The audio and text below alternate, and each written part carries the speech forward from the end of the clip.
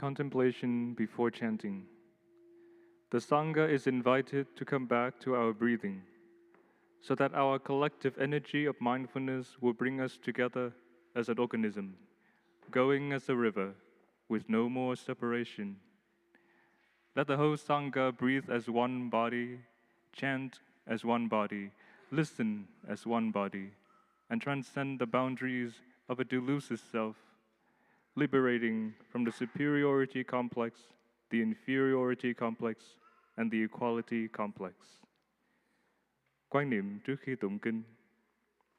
Xin đại chúng trở về với hơi thở, và để cho năng lượng chánh niệm tập thể đưa chúng ta về với nhau như một cơ thể, đi như một dòng sông, không còn cách biệt. Xin đại chúng tất cả đều thở như một cơ thể, xướng tụng như một cơ thể, lắng nghe như một cơ thể, và vượt thoát biên giới ngã chấp, phá bỏ mặc cảm hơn người, thua người và bằng người.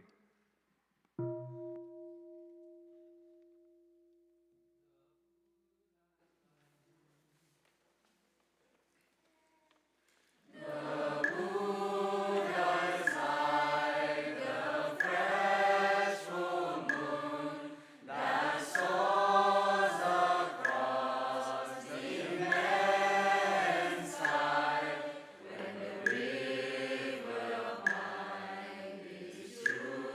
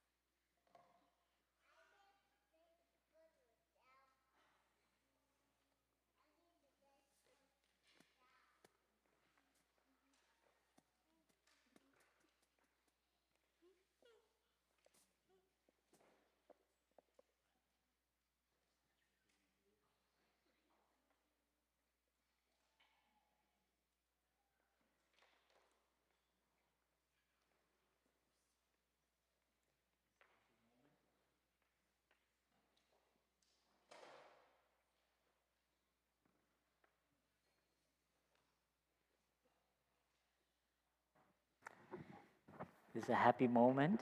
We are not on the freeway. Yeah. I would say fasten your seatbelt. Yeah. Sometime before the Dharma talk. Meaning we take care of ourselves. Take care of our mind, our body. So we'll listen to 3 sounds of the bell. You ever go on the airplane and you have to put on your seatbelt? What do they say on the announcement? Yeah? Someone goes around, make sure everybody have the seatbelt on, so that we can remember that, okay? So when we hear the 3 sounds of the bell, we close our eyes. Everyone sit up beautifully. Close your eyes. And our breathing and coming back to our safe island, our body, our mind. Our breathing is our safe spot. That is our belt of security. Okay, we can always come back to our breathing. So we listen to the 3 sounds of the bell, and let's see how far and listen to the bell all the way till it's silent. Okay, so everyone, okay, let's see how tiny, silent we can hear it. Okay, so each bell we're gonna let it really dissipate into silence. Okay, everyone ready? Sit up beautifully and close your eyes, because your eyes distract you. So now close your eyes. Everyone? Okay, let's listen to the bell.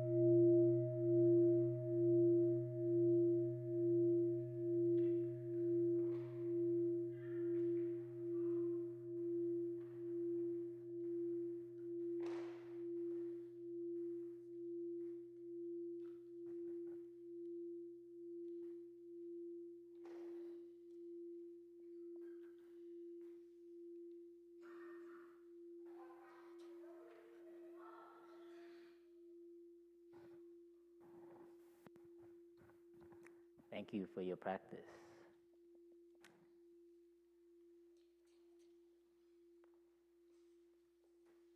We're very lucky in our tradition. We can incorporate our whole family in. It's very nice. Sometimes many meditation place, many practice centers, the children are not allowed to go there.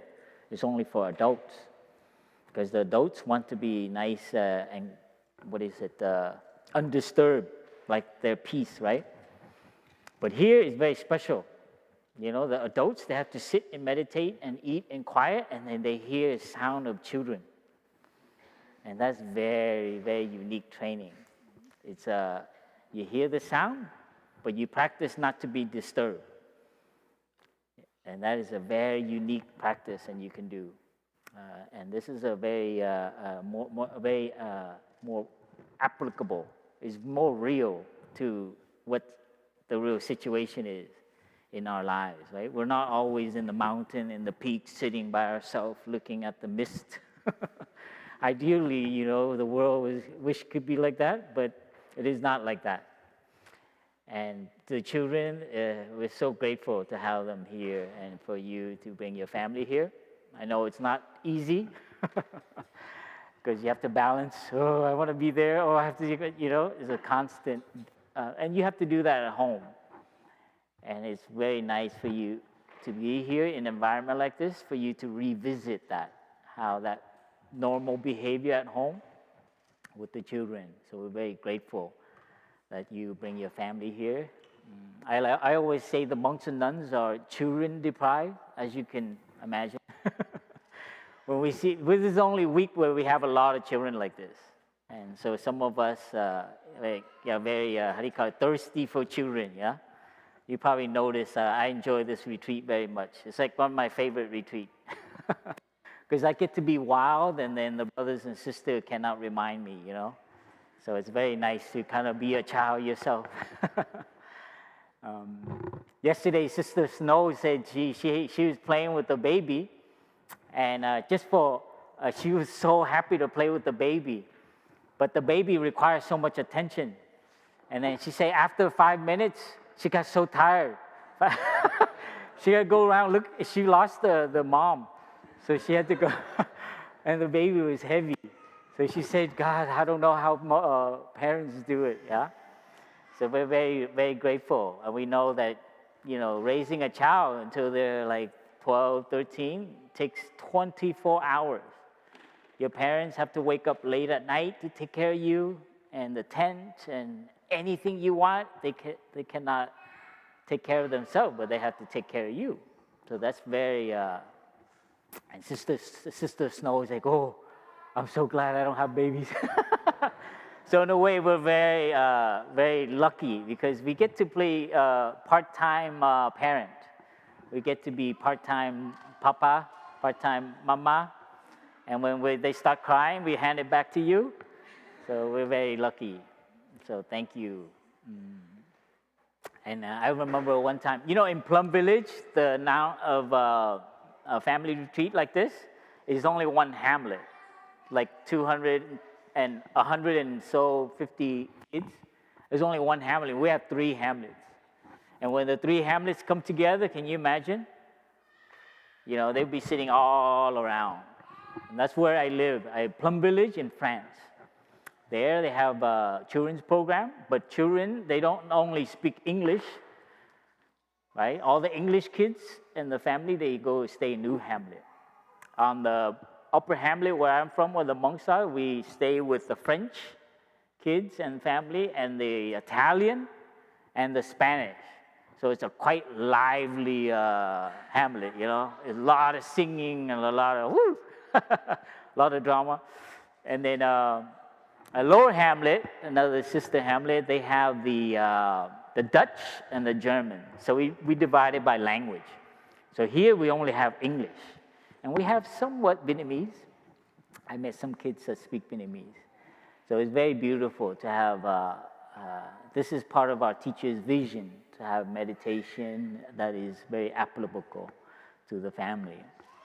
I remember one family retreat, the father, he shared with me, he come the first day, and he shared, I was like, you guys, are you gonna make, he didn't realize that there would be so many children. It's like, with 3 kids is already enough, you bring me here with 300 kids? It's like, what are you trying to do, it was very challenging for him.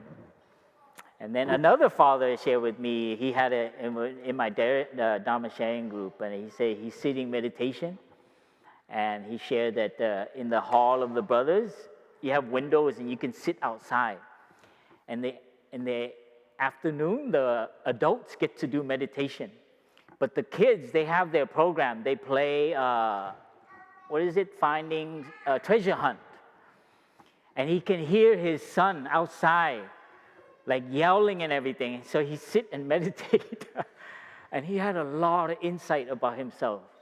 Like he wanted to get up so much to tell his son to stop yelling. So you see that? You see the meditation? That is very, I'll never forget that, because he did a much better job sharing his insight. But these are things that parents come and not only the children are themselves, but we also learn another way of being in the family. So this is something we have to acknowledge, and we're very grateful to our teacher and to the tradition to allow this type of environment. So that's a little shout out to all the family here, and please continue. How many wish it was longer? Yeah? How many think is good enough? Come on, be honest. Monks, nuns? We're always debating 5 days, 7 days, 5 days, 7 days. Oh, it's still ongoing debate, okay? So that's just to recognize how lucky we are.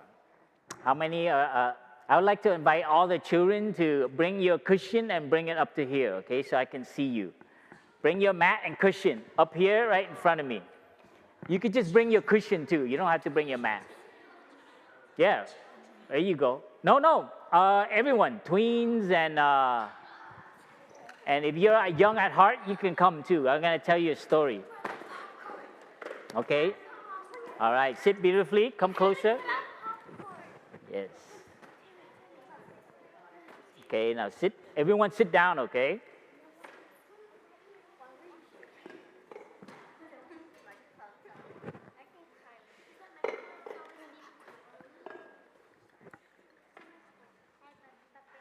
Okay, we'll listen to one sound of the bell, okay? And you guys know what to do when you hear the sound of the bell, right? Yes. Okay, let's sit beautifully. Let's listen to one sound. Close our eyes and don't let your friends distract you. Don't let your best friend even distract you. Nobody can distract you when you follow your breath. Close your eyes.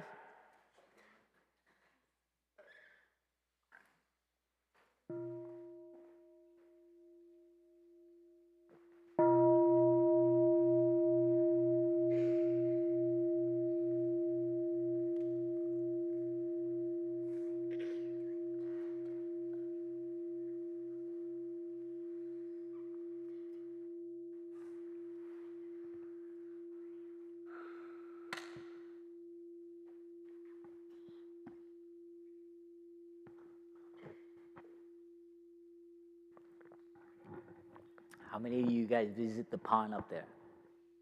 Yes? Yeah, we have a very nice pond.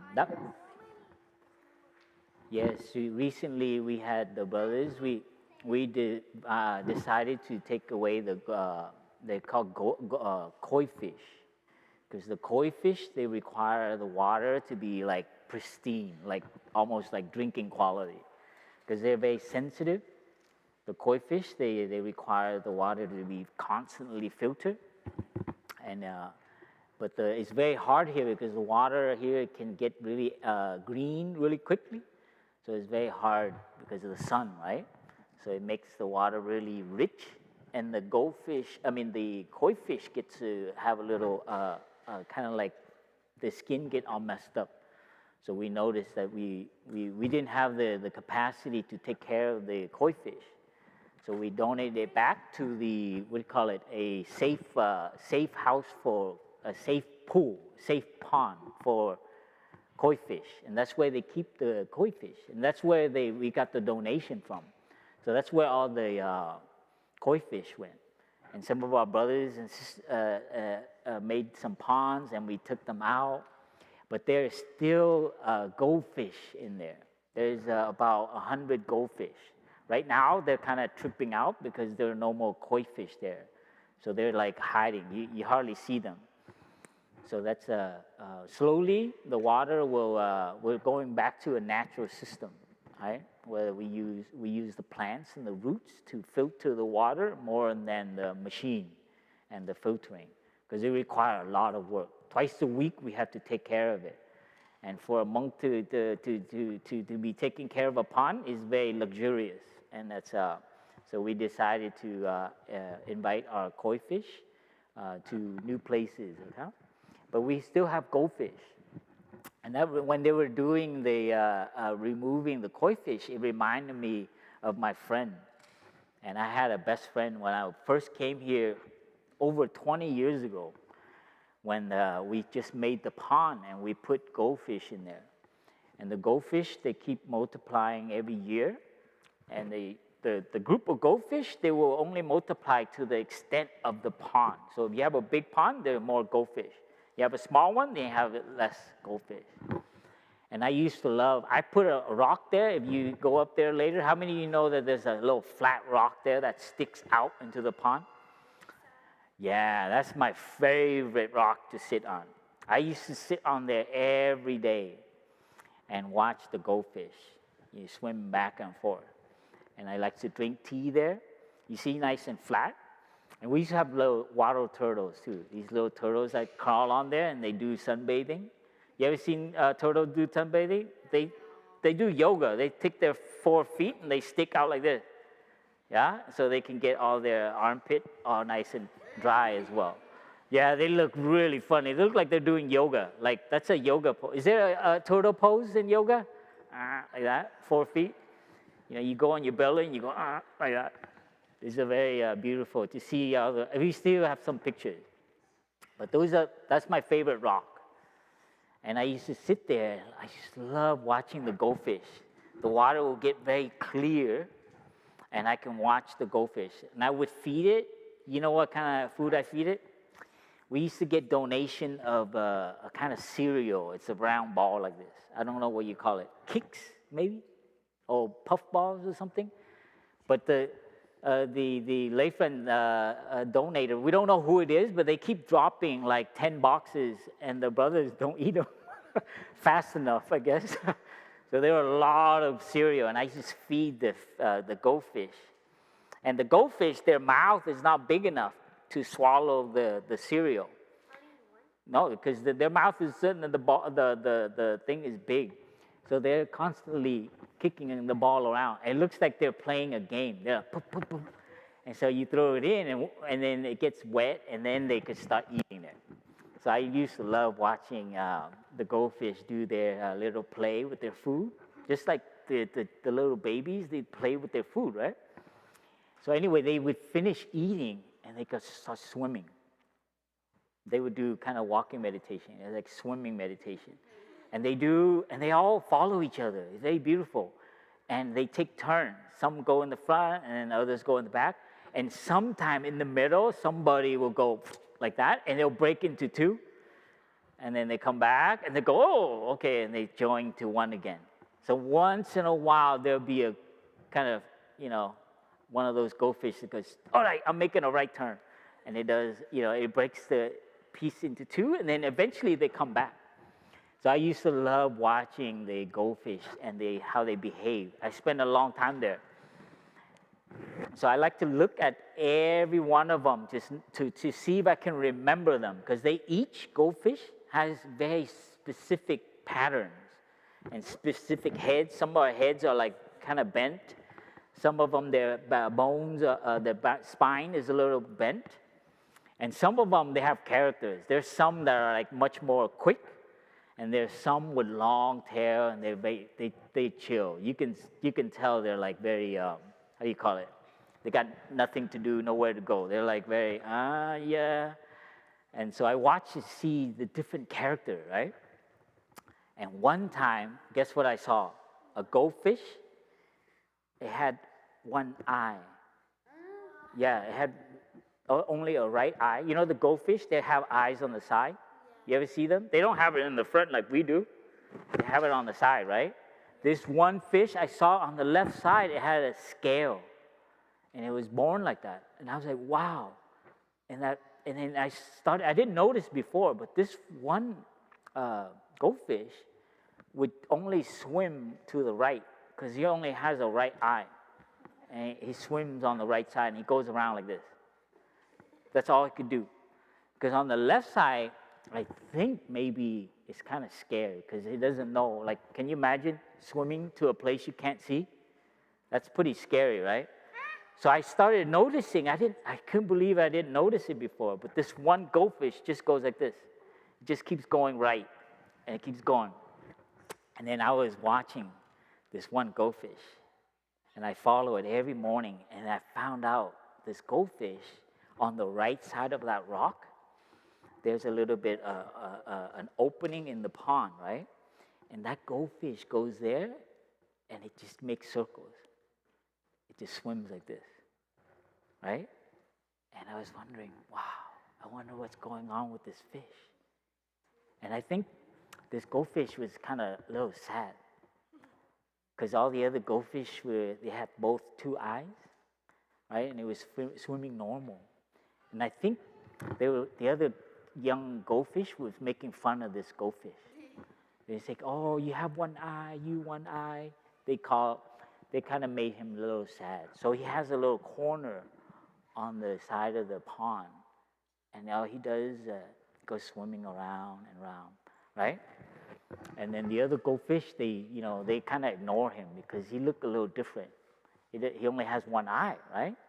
It scares all the other goldfish because he doesn't look like us. So the goldfish, I think the young one was swimming there to kind of like take care. He felt a little lonely, right? And then one morning, guess what I saw? This goldfish was swimming, and you know what it did? It jumped up out of the pond. It went, and I was like, wow.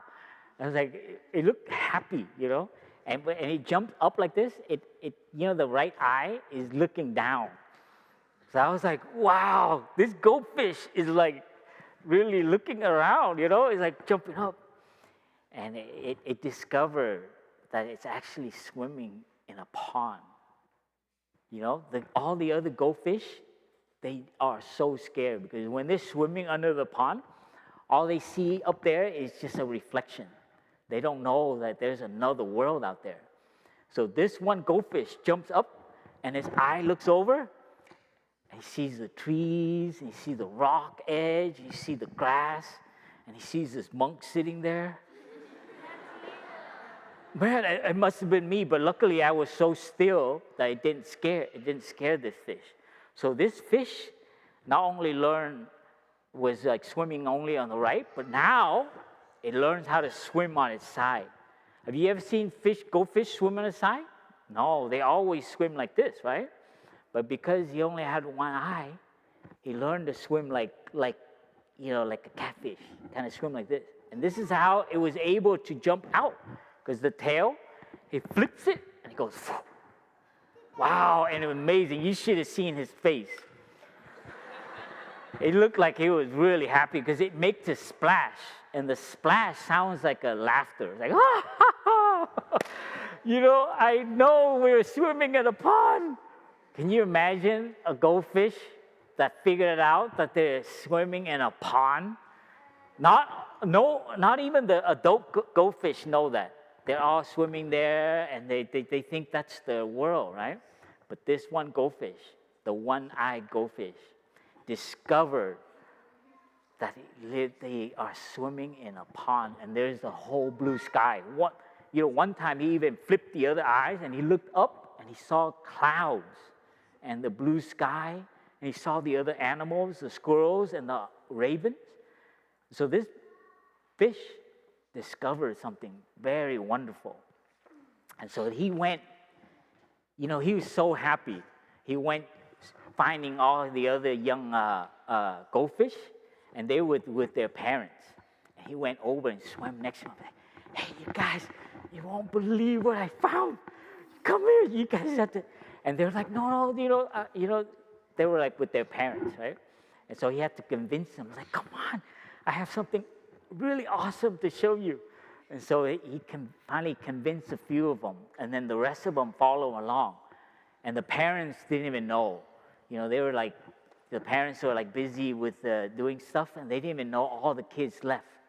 The parents are like texting or like coming. Yeah, they were not even aware that their kids all left. And so they follow the one-eyed fish. And so the one-eyed fish is like, okay, you guys, I'm going to show you something amazing. When we swim like this, what you do is you go on the side and you flip yourself and you whack your tail real quick, and it'll take you out of the water. Don't be afraid, right? Trust me. It's amazing what you see. And some of the ones like, okay, they were kind of scared because they've never swam on the side before. And so one of them did it. It went, and everyone got scared because he disappeared. You know, he jumped out. He was such a strong fish. He jumped out, and all the others were like, ah, because he disappeared, right? And then he splashed down over there, and all the other fish were like, wow, look, he came down over the other side. And then so slowly, all of them learned how to do it, right? And one by one, can you believe it? All the children fish learn how to swim on the side and kick their tail. Wow, and they came back. You know that whole area where it was quiet and it was just by himself? Now it was like, I was seeing all these fish jumping up and down. I was like, what's going on over there? It was so loud, a lot of laughter, like, right? And the one-eyed goldfish, he was so happy to see all his friends learn that they are swimming in a pond. They went back and tell their parents, and guess what their parents say? Oh, you are silly, you making this up. Please get back to your homework. Yeah? This is, they didn't believe them. It's like, come on, Mom, please, I'm telling you, you have to do it. But the parents are so big, it's hard for them to flip up like that. So all the young ones could do it, and they were able to see something that their parents couldn't see. It was incredible. And you know what happened? The one-eyed goldfish, after he saw them so happy, he started swimming away. And then all the other children fish, they looked over at the one-eyed fish, and they remember how they were mean to him. Remember? And then they saw him swim away, and they were like, oh, they felt so sad. And so they left their parents again, right? And the parents don't know they left again. And they went and found the one-eyed fish, and they found the place where he's swimming. And they saw him very peaceful. And this time he didn't look like he was sad.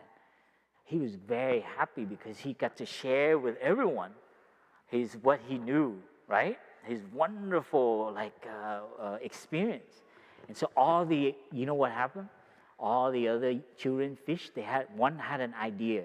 He's like, hey, you guys, maybe we can go and teach the one-eyed goldfish how to swim to the left. Because they know that he's kind of weird, because he doesn't know how to swim to the left.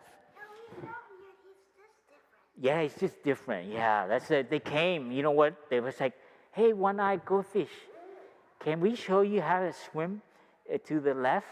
We will help you. And so the one-eyed goldfish, no, I don't think I want to do that. It's too scary for me. And it's like, okay, we have a plan. You know, if we swim next to you, both on the side and in front of you and behind you, and when we turn to the left, you can turn with us, okay? And so all the fish gather around, right, like a pool, and they're okay, ready? And they turn left, and this is the first time the one-eyed goldfish. Can you imagine? Close your eyes, right? Imagine going to the left. Whoa, so he had to lean on all his friends, right? So because you have two eyes. But can you imagine you have one eye? So the other fish pushed the one-eyed goldfish to go left, and they started making circles to the left. And slowly the one-eyed goldfish, because the first time he did it, his muscle really tightened up. It went freaked out, and his fin couldn't even it just like a lot of pain, right? Because he used to be made fun of because he's missing one eye, so he had a lot of pain inside his body, right? So when he did that, the left, he was really tight, so he had to keep going like this, right? And all his friends were helping him. By this time, they feel really sorry for him, so they're really trying to help him. They're like cheering him on. You could do it, one eye. So all his friends cheer him on. He felt really happy. And you know how, and after many rounds of swimming on the left like this, and then the arm of the fin of the one-eyed fish started to loosen up. And then now he can, and then his muscle relaxed. And the one-eyed goldfish is like, oh, he's just so happy, right? Even if he doesn't see what is on the left side, if he follow his good friend, now they show him how to do it, and then they let him go, and then he started doing left circles himself, and he was so happy. Now he can swim to the right and swim to the left, and guess what? They can all now swim to the side, right? They can flip up. And this is the story. And you know what? They came and they apologized to one-eyed goldfish. They said, you know, we're very sorry. We made fun of you last time. And then, you know, the one-eyed goldfish, you know what he said? He said, it's okay. I understand. You know, I'm not sad anymore because I know I spent a lot of time watching all of you when you were swimming away, and because I had time and I was watching you, every one of you are different. Look, you have patterns that are like orange and white. You have kind of darkish brown, yellow, and then your head is a little bit different, and your ears are a little bit different, and you have little dots, and you have a little patch on your forehead. And the one-eyed goldfish said, see, we're all a little different, and it's okay. And I'm happy with one eye, because now with one eye, I learned how to jump out, and I share with all of you, you see? So we're very happy. And then all the other friends, they began to see each other and value each one of them are very different. So that's my best friend in the pond, huh? And it's been like 20 years since I come back to Plum Village when I discovered this goldfish. So if you ever have time, you go there to the pond and you sit there on that rock and you watch the goldfish next time you come up, okay? Don't ask your parents later because they probably want to go home, huh? And you sit there, because it takes a long time. You have to sit there and watch them every day, and you begin to see very special, unique. The goldfish, they look all the same, right? Because we don't look very close.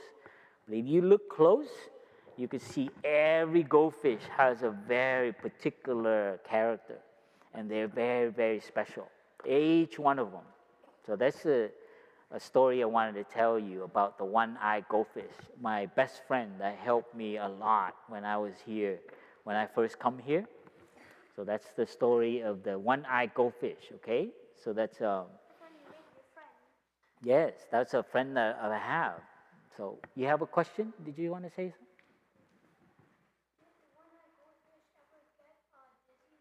Yes, I think that sometimes he does get dizzy, so that's why he kind of probably slow down. But because he swims slow, he doesn't get dizzy that much. All the other ones, they're like very excited. So, you know, if you ever get excited, remember that. Slow down and find a place in the closet somewhere, and you can do a little swimming, okay? I used to have a favorite place, and it was in the closet. I just go in there and curl in my blanket, and I find some space before I come out. You have a question?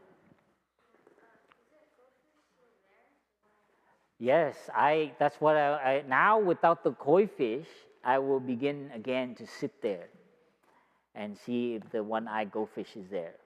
It might be there and it might not, but I will discover many other fishes too. So this is something for us to all discover, okay? Yes? Yes, you think I make this up? What? That is the power of meditation. You will see things that you cannot see with your normal mind, right? So now we listen to one. Yes, I swear I saw the one-eyed goldfish. And that is my best friend. And I want you to go discover your best friend. It might not be the one-eyed goldfish. You will discover a friend as well, okay? So thank you for listening so calmly and attentively. Now we listen to one sound of the bell, and we can all stand up and make a lotus.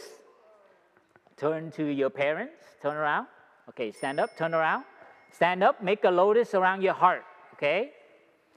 And then one more sound, we bow to our parents and go out inside and play. Thank you. You could put your cushion back and enjoy your playing.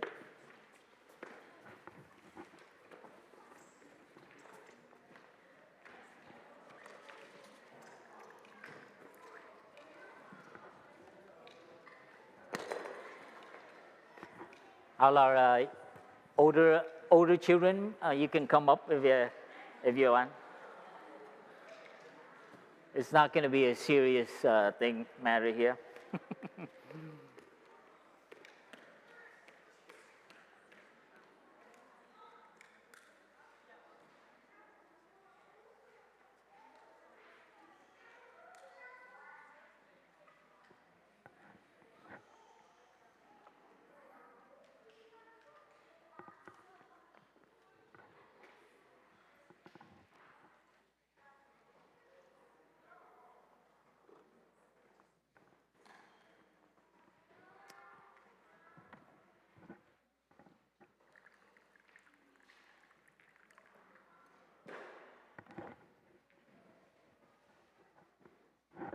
They were so attentive, it surprised me.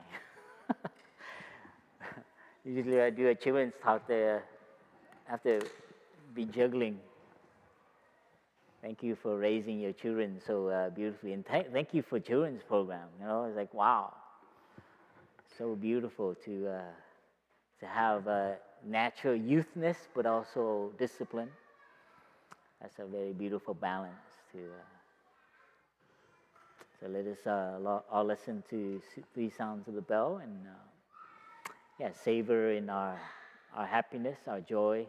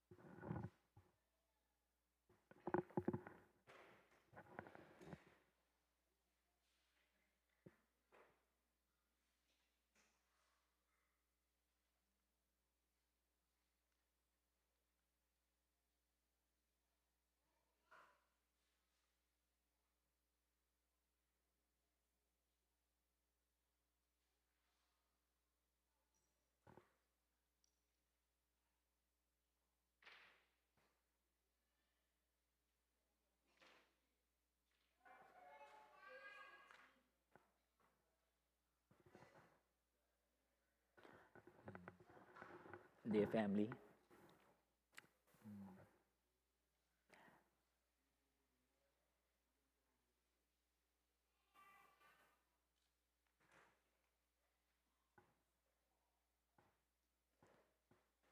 Our teacher,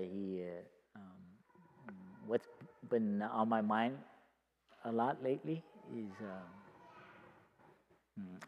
trying to understand our teacher more and what he is envisioning as a kind of Buddhism that is for our times. And one of the things that really has been in the back of my mind a lot, and why he called the first center he formed was called the Plum Village. And it wasn't called a monastery or even a practice center, but I called it a Plum Village. And then all the different hamlets, they're called hamlets. And I've been reading a lot about the Vietnamese culture and the Vietnamese, what do you call it, the way of the common, I don't know how to, dân tộc là gì? What is that? Dân tộc in English? Huh? Yeah, it's kind of like I don't want to say, is peasant derogatory? Peasant? It's like the common people, like the villagers. It's like not the elite academic intellectual.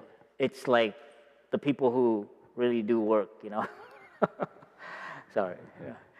They're like the way Vietnam is structured is very village oriented. Even though there's a capital, what do you call it? Sorry, I forget all my terminology for some reason. Like a kingdom. What is the head of the kingdom? Huh? No, in English. Huh? Yeah, it's called capital. Oh, I keep thinking the capital as yeah. Sorry, I'm still winding down from the children right now. I can't get serious. And yeah, Thay was he came from that kind of background, that movement, to give voice to the villagers and to the common people that were. We were colonized by the French and then the Japanese, the Chinese as well. So our country, Vietnam, which is a slitter, like it's barely, anything. It's just like this little S, some sister called it like the S shape. Yeah, like Italy, like the boot.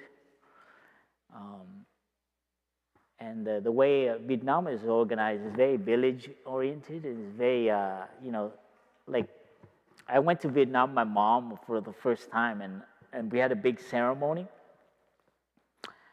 And, it was going to be hundreds of people from the village coming, but there's like nothing there.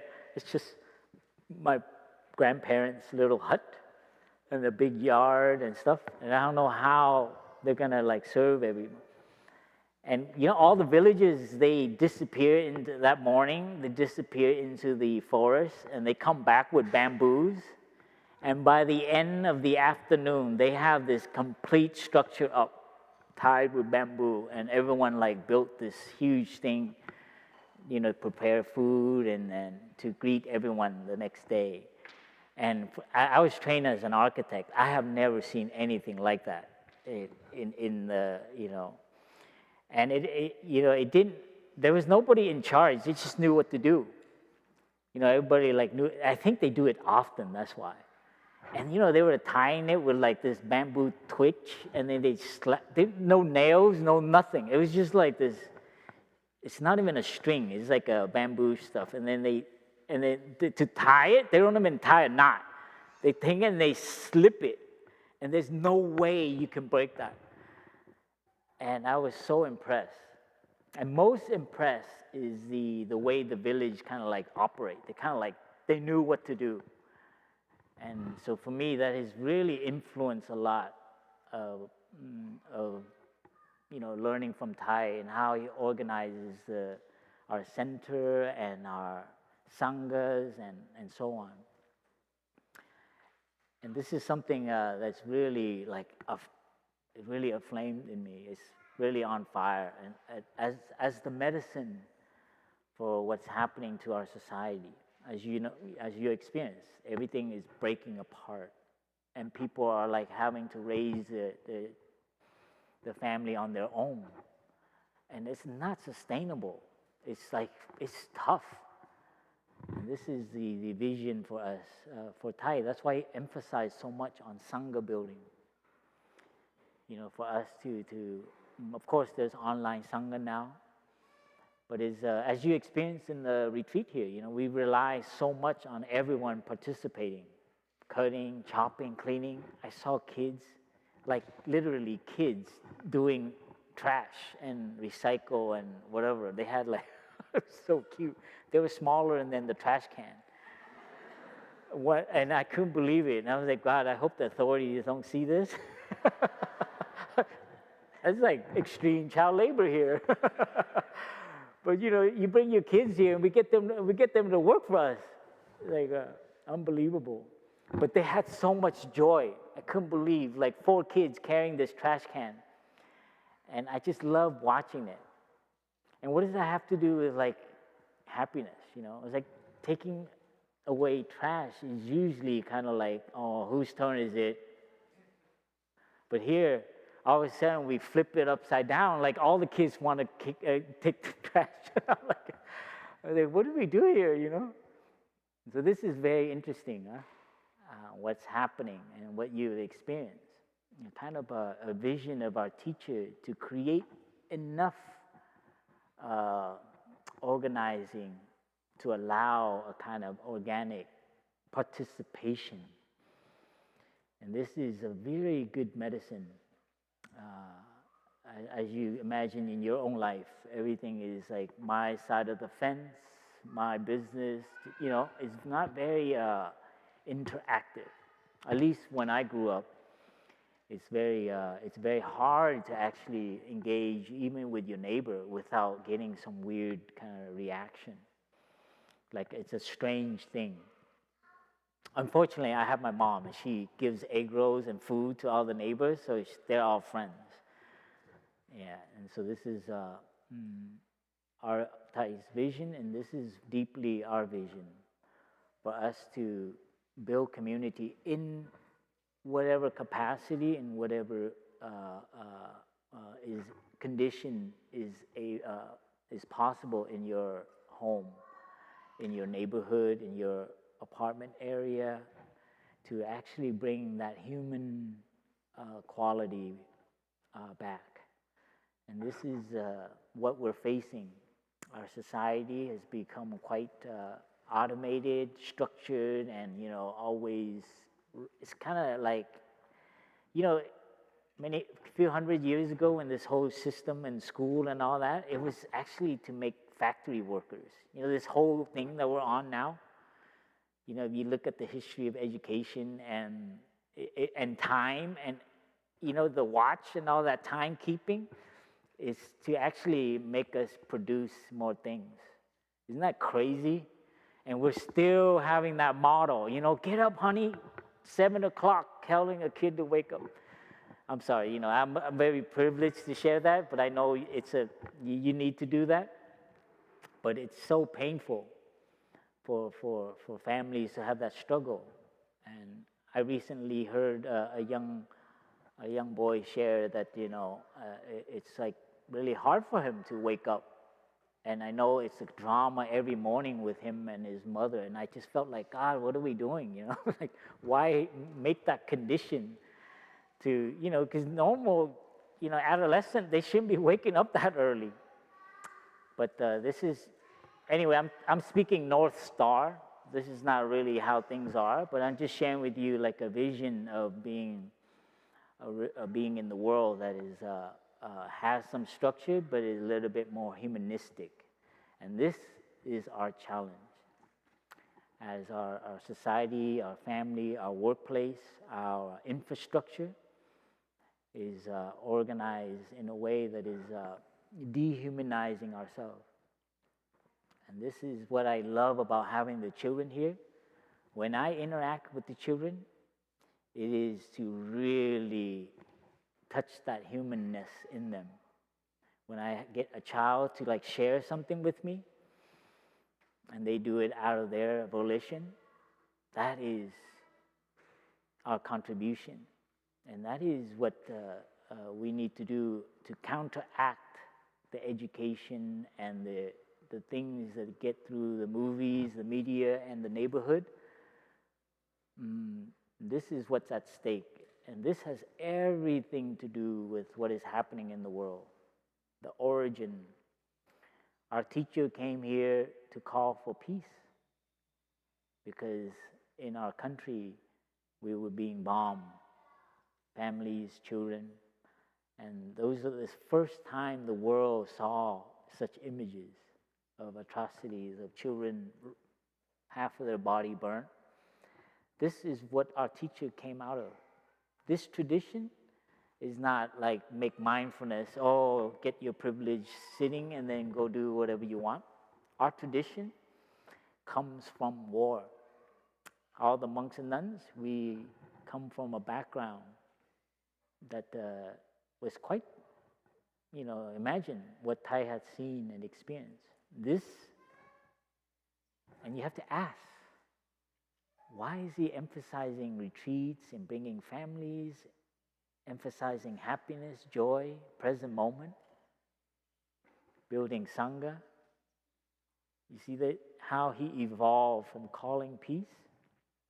And he saw the nature of war and where the origin of it is because of our own ways of looking at the world.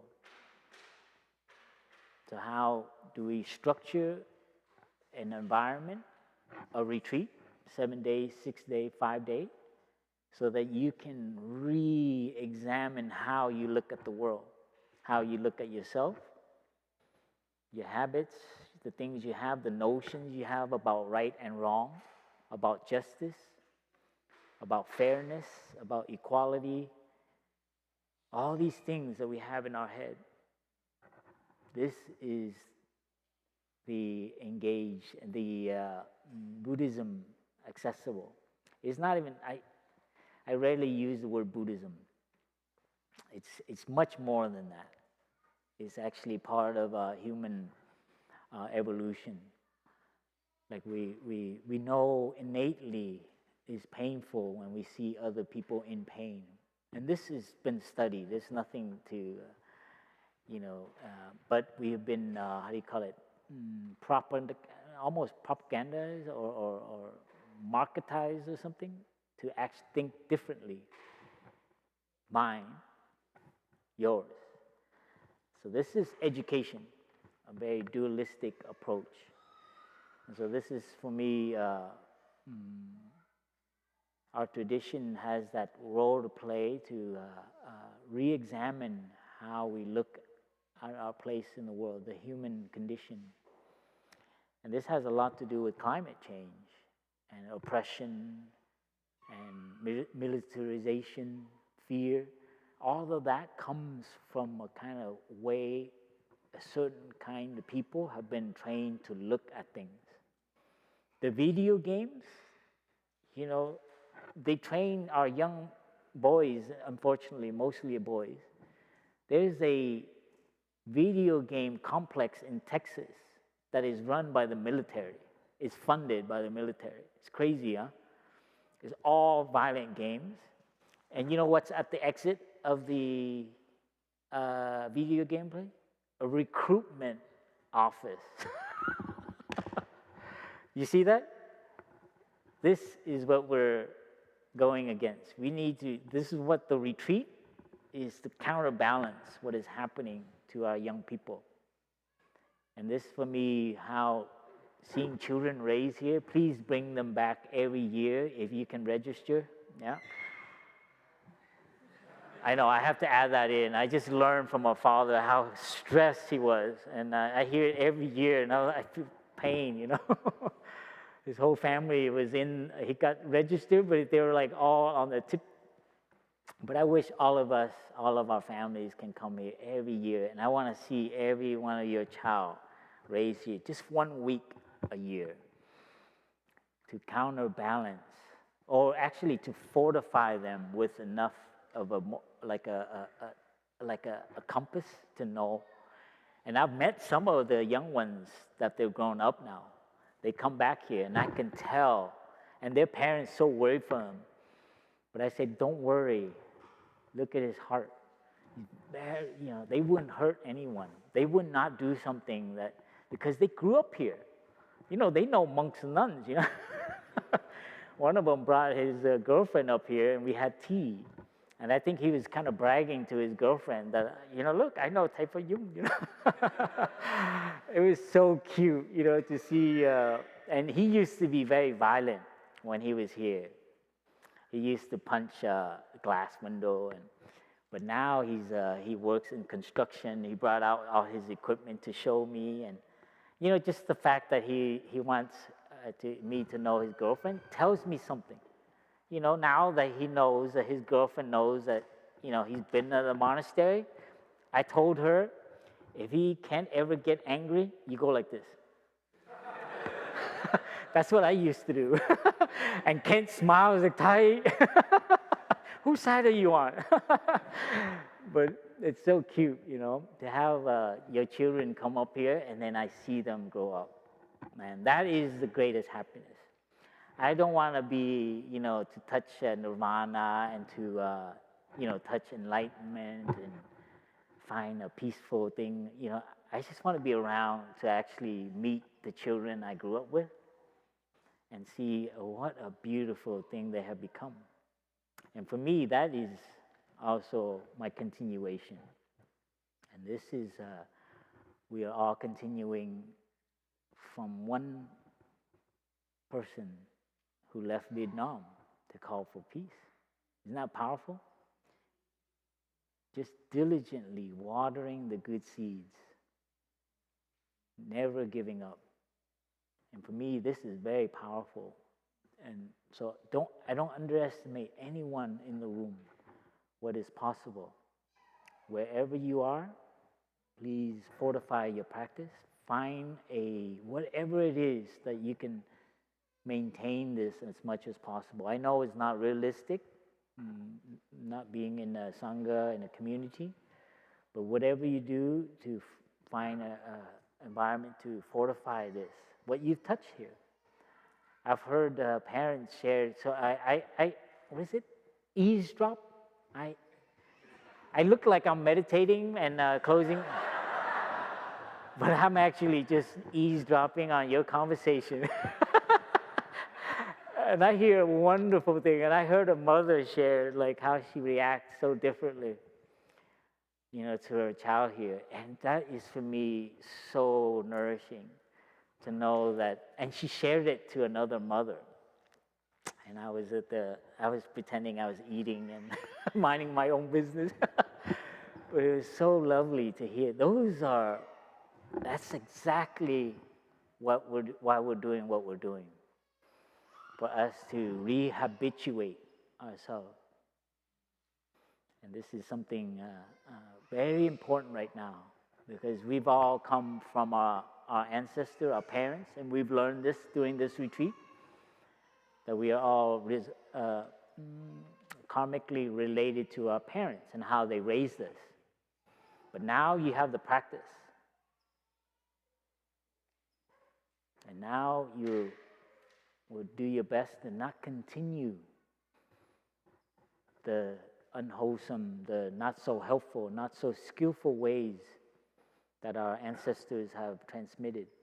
But we will continue and develop new ways of being. Like for me, slowing down and doing nothing, it is for my mom and for my dad. They escaped Vietnam and had to survive 2-3 jobs in one period. So there's no choice for them to actually take a break and take care of themselves. So now I look at my family. I used to really, be angry at my family situation, but more and more I see with my meditation, I see like, wow, my parents went through a lot, to lose everything. So I have a deep, deep love for my parents. So we change the way we look at our parents, and we transform it, you see? And now when I repair something, I do it with my father's hand. He's passed away about 3 years ago. I recently fixed a dustpan. I think Brother Min Leung has seen it. You know, my father has a dustpan that he's fixed at least 10 times with bolts here and there. You know, and he won't throw it away. You know, it's like it's rusty, and I used to be so irritated by it. Just throw the goddamn thing away. You know, get a new one. You know, but my dad, he just tries, but it had the nicest edge. It will take all the dust away. It looks really, you know, shabby, you know, but it was firm, and it has bolts here and there. He would like, you know, bolt things to hold it, make it fortified. But it had the most crisp edge. You know, you ever had a dustpan when you sweep and it doesn't go under? Oh my God, it is the greatest happiness. Anyway, recently I fixed one, and I found a piece of metal that was, I cut it up and I bolted it with this like amazing clamp or whatever. It's not even a bolt. My dad didn't have that. So when I clamped it, I remember the bolts that he had to use, and then he had to saw it off and then file it down. And I felt so happy because, you know, this is like a new machine, and you just go like this and you snap it and it stays together and it's secure. And I did 4 pieces. And I did it totally aware of my father. I was like, this for you, Dad. You know, because, you know, you ever try to get a bolt in there and get it smooth? It's very hard. Anyway, that's a kind of happiness. So my dad is very alive. You know, his body is gone, but all the things that I do now, I'm very aware of my father and my mother, my grandmother as well. When I sew and I patch clothing, I do it very slowly because my grandma used to do that for us. She would mend, and she would actually, when we first came to America, she would make all our clothes. Because you buy the fabric, it's cheaper. And this is something that we can continue, all our loved ones. And they had challenges, and I also want to transform them. And so this is something very, very real. And this is the power of meditation. You're not making it up. If you believe it, it will manifest in every one of your cells. Your parents are still with you. Even if they're here flesh-wise, you can still have a mom inside. As you notice in this retreat, you behave very much like your mom towards your child. She's very alive in us. So let us close our eyes and come in touch with this deep aspiration to transform all our ancestral energies and to honor and pay tribute to all the beautiful things that have been transmitted to us, and to develop new practices, more freedom, more ease for all our ancestors, our parents, our grandparents.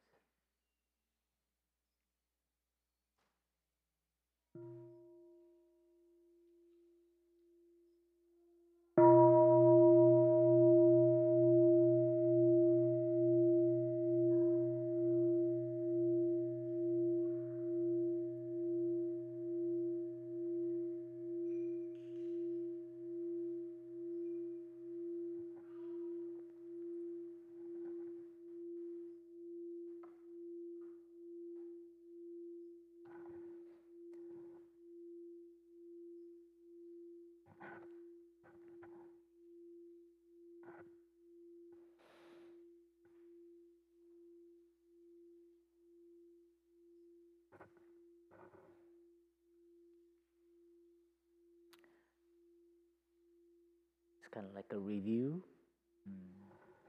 I think with meditation, as you are beginning to be aware, it's not just in the cushion and folding our legs, and it's in the meditation hall. But our teacher's interpretation of meditation, it can be applied to all forms of activities. Meditation just means that your mind is there with your body in the present moment. When those three things are there, then you are meditating. So meditating is not just formally folding your legs on a cushion, and although that is very beautiful to develop, to create a personal practice, to do and find time for that, sit for 30 minutes, 45, an hour, to develop that as well. That is the tradition, and that informs all the other meditation. Because when we're active, you can easily react and be impulsive. So they complement each other. But remember that when you do something and your mind is with your body, and you're fully present with that act, that behavior, that activity, listening, speaking, answering the phone, driving, answering the cell phone, texting, possible. Writing journal, chopping, cooking. If you're fully present, folding clothes. I have a pile on my bed I haven't done yet because I enjoy it. And so folding clothes is my happiness. Doing gardening, taking out the trash. It could be annoying, fairness, all these thoughts come up, or it could be, wow, how wonderful. Mere trash taking out. You see meditation? You don't allow the other unhelpful thoughts to come in. You change it. Changing the peg, they call it. So as you begin to meditate more and become part of your life, you'll begin to see your mind can choose. So in Buddhism, freedom is not like I can do whatever I want. It's very particular. In Buddhism, freedom is you get to choose which one create more suffering or which one create less suffering. And that requires some looking deeply and understanding ourselves. So in Buddhism, freedom is very related to responsibility and looking at things. So it's not like, oh, freedom, I do whatever I want. But it's freedom of choice. This will cause less suffering. This will cause a lot of misunderstanding. So when we are able to have that kind of stability, that kind of habit, then we can really gauge our activities and our behavior, right? And so this is the power of training. That's why here we try to create a condition so that's very similar to at home, like waiting in line and hearing children talk or like other parents talk and allowing that, because I'm sure somebody's irritated. They're like, oh, why are they talking? They're not practicing. Then you begin to see your habit of judgment. So these conditions are it's great if you're in the mountain and you're like undisturbed and you're serene, but it's very hard to actually maintain that once things starts moving. So in our tradition especially, there's a lot of rubbing, right? Someone shared like a chopstick or potatoes being in the bucket and you shake. So a lot of our meditation and insight comes from the interaction. And so if you've had an interaction here that was kind of rubbing and made you kind of irritable, it's good. Because that's an opportunity for you to see. It's like, wow, where does that come from? You see, outside you wouldn't have that time to really reflect on that. But hopefully you create a personal practice for yourself so that you will have maintain that kind of awareness, that regimen of discipline, right? Of being mindful.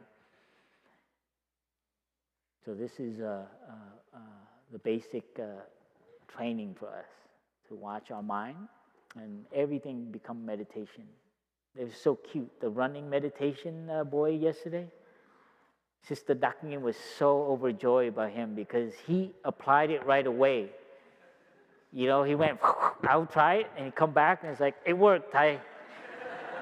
And Sister Dakmin was the happiest nun too. She's like, that is the Buddhism I want. You know, you try it out, and if it works, it's good. If it doesn't, tell the monk, you know, teach me something else. But it worked. Luckily, it worked for him. So this is very beautiful. So you're going to try and do a different thing. And one last thing I wanted to share for you, us to pay attention to as we go back, is our sense impression. So there's four ways to look at how we interact the world, and it helped me a lot when I learned this. And please memorize it and study it and really engage to see how it works. And so one of them is first, edible food. You know, you understand that. How we eat and so on. You eat a lot of potato chip, you'll see it affects you. You eat salad, it affects you, right? You eat a lot of McDonald's. Somebody did a documentary, he ate nothing but McDonald's. It was great. It was like amazing, engaging the world. Experience for yourself. Don't believe people, you know, that McDonald's is not healthy. He tried it out, and he found out, yeah, that's true.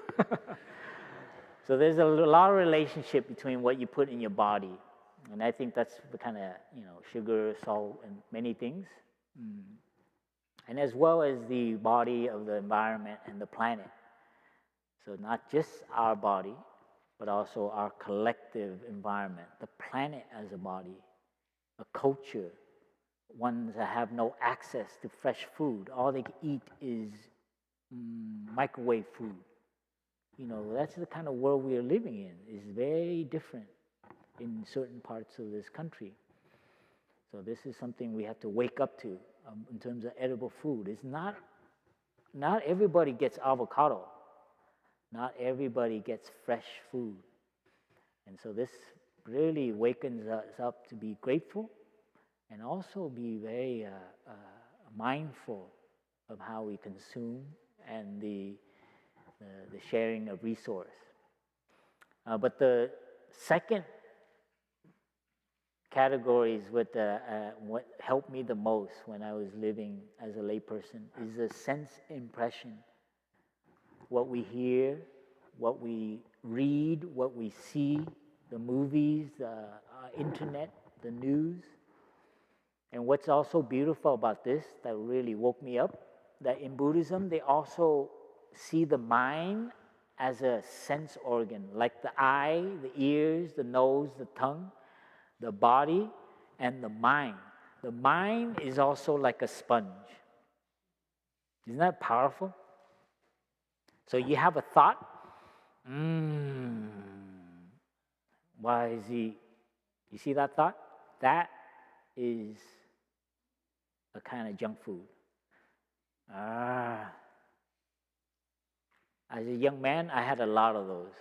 I hear my dad's voice. That when I found out that is a kind of food that we eat with our eyes, we eat with our ear. You know, we eat in the sense of consuming is the better word, right? You consume the sage. So there's certain things we consume that nourish us, nourish our mind, our heart, our spirit. And there's certain things that is detrimental to ourselves and causes a lot of bodily, physiological disturbance. And this is we are waking up to that. Recently, I took my brother to a doctor, and we filled out like a 10-page questionnaire about his mental state and where he feels threatened. Does he feel like he has enough food to eat? Has nothing, you know, it's so into being. Do you ever feel, do you talk to people enough in the day? I have this one question, it was like, do you feel like you talk to enough people or something like that? I forget exactly how it's framed, but it's basically saying, do you have friends and do they give you support enough? Isn't that amazing? That the world is waking up, that our mental health and our physical health and our environmental health, our community, our family is so interconnected. And so I was happy to go through every question and shared it to my brother. So he understands that the world, this is how they see the world now. It's not just your body. So this is what we are waking up to. And so please create a guard for yourself. Okay, in Buddhism, they call it the gatekeeper for your eye, for your ears, for your nose, your tongue, your body, what you engage with, and your mind. So you make a gatekeeper. Wear your seatbelt so you don't atrocize yourself. You know, that is a very, you know, in the Buddhist text is very graphical. I won't go into it, but this imagery is very violent. And there's a reason why the Buddha used those imagery. They're all from India, and it's quite very violent. You know, the image for sense impression is a cow without skin. And it walks through the forest, and all the bugs and animals that suck blood jump on the skin of the cow. That is the image that the Buddha, you're like, wow, where's the peace? Where's the non-violence? So why did the Buddha use such image? Because that's how strong we are, attacked by our mind and our eyes. We see something right away, right away. It sucks all of our spiritual, all our happiness away. So this is, I want to, encourage you to really examine that and create for yourself a gatekeeper. For me, that was very helpful. And that was when I first entered meditation. That was what helped me transform my anger towards my father. Besides sitting still and like watching my mind and seeing my anger rise and dissipate, I began to create a guard. So when your guard sees a negative thought, you replace it with a good one. So we call it changing the peg. Okay? And that requires training, and you got to keep doing it. And then it becomes a habit. And you recognize this thought is not helpful. This can be replaced with this thought. My father, he had a rough time coming here. Was scared to leave the country with his family. How much I appreciate that we got here safely. You see that thought? Counterbalance my judgment of him. It's like, well, he's doing his best. I mean, like, he doesn't speak English, and the cultural curve or learning curve is huge. I mean, he's, 40 years old now. What do you expect? And those are the thoughts that I use to change the peg. And I had to retrain myself because my habit of blaming other people was very strong. Because I grew up in an environment where I had to survive and I had to really, be on guard. So I share with you one of the first key practice that helped me is to put there in your mind a gatekeeper. Your eyes, right on your screen when you get home, or a sticker, put on there. I am my gatekeeper on your internet screen, right? And then put one next to your windshield while you're driving. When you see a red light, these are things that I practiced when I was in Los Angeles. I retrained myself to use the freeway differently.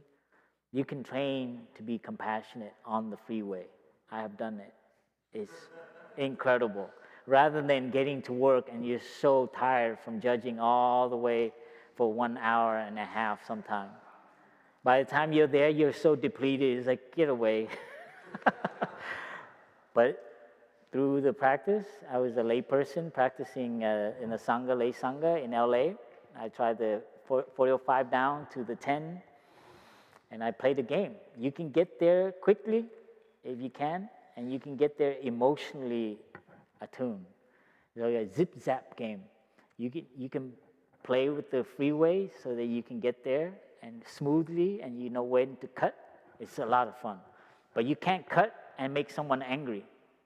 You lose emotional points. If you go too slow and you get the person behind you honking and flashing their light, you lose emotional point. So their emotion is also your emotional point. And you move through and then you yield. It's like, okay, I bet if I let this one go through, it's going to be very happy. And he let through. And then the next one you don't let go through because you're going to get him angry. And so you learn actually, wow. And then sometimes you get amazing stuff. And it's so nourishing. So that's how I replace the peg of driving just to get there. Now I drive in the present moment and protecting myself from having irritation. You see that? Change your habit, change the way you think. If your weakness is in the kitchen, if your weakness is in the garage, your weakness is somewhere in the backyard, in the office, look at it. What can you change it with? I used to have a weakness of where I put my shoes. So I had to put my shoe with 2 hands before I enter. Because I like to just throw it around. So these are things that we can examine on our lives. Where are we most weak, most vulnerable, most reactive? Examine it. Why am I weak there? Because I have maybe some complex there, some pride, some vulnerability, I want to prove something there. And when you look and you understand how that works, then you begin to understand how to compensate it, navigate it. You see that? Very real. That is meditation. And that for me is my why I chose this as my career. Because I see that is the secret to everything. To a happy life, to a more peaceful world, to a better education system, a better business, better company. If the CEO are instilled with these kinds of way of looking, so it's not to end our system and go back to I'll be tree huggers, but to really engage with whatever we're landed in it and to transform that. So this is our task. And please, of course, always find like-minded friends and build community, because we're not always at our best, even the monks and nuns. And we need to have support, to have other people take over, and we get to, take care of ourselves. And then when we're at our best, we're more forward. So this is the vision our teacher has. We need your help to radiate different vibes in the world. There's too much hate, too much dualism, polarization they call it, too much retreating to extreme views. This is the sickness of our time, dualistic thinking, them, other, and it's back and forth. Don't get into that. You find a new way. That's what our teacher did. And through meditation, they will empower us to know what is better to do, what is leastful. So please help us. We need more and more people out there. So thank you for practicing and trusting in bringing your family here. And we hope you have successful practice. If you have insight, you have something new development, please write to us. I love reading letters of your breakthroughs. I read a letter once of a mother who wears high heels, the highest heel that she has in the kitchen. So she cooks while she's wearing high heels so that she can rehabituate when everyone's arriving home, that she's not bitter. She always blames them and starts to order them right away. So she wears high heels to remind her to speak differently. Isn't that amazing? I was like, I've never heard high heels used like that. I was like, I love high heels now. You know, and I read that letter and I was so happy for the person who's intelligent to know where their weakness is and finding like shoes to make her, you know, not a bell, high heels. She didn't tell me what color they were. But, you know, please share with us. It is our, the monastics live off of your breakthroughs. So please practice and write to us so that we know that you're out there and doing good stuff. Thank you.